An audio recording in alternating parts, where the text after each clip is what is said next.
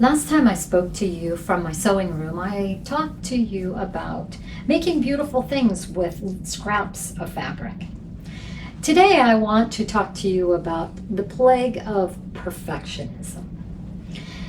Sometimes in our lives, we let perfectionism get in the way of us enjoying doing things.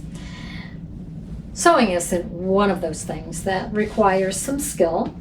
And some of us, myself included, can get really play into that idea of doing things perfectly. But during this time of COVID-19, I have been doing projects using up the materials that I have on hand. And I have also been using this time to learn how to use a new sewing machine.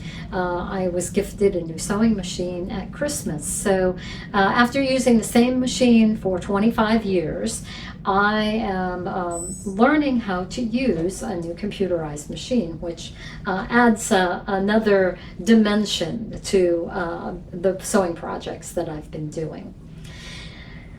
So, we like to do things well.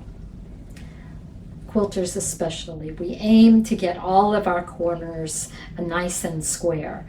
But the reality is that we can't have everything be perfect.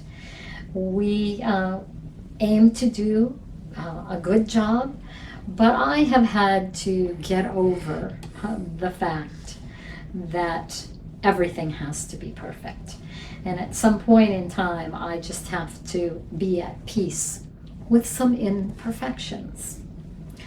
On my project, I was bound by the limitations of the fabrics that I had on hand, even for the backing. This was from my stash. It was just a small leftover piece. I didn't have quite enough to make it wide enough, so I used a piece of off-white muslin to make it wide enough. But you know, it won't matter because once the pillow is in there, that's not even going to show.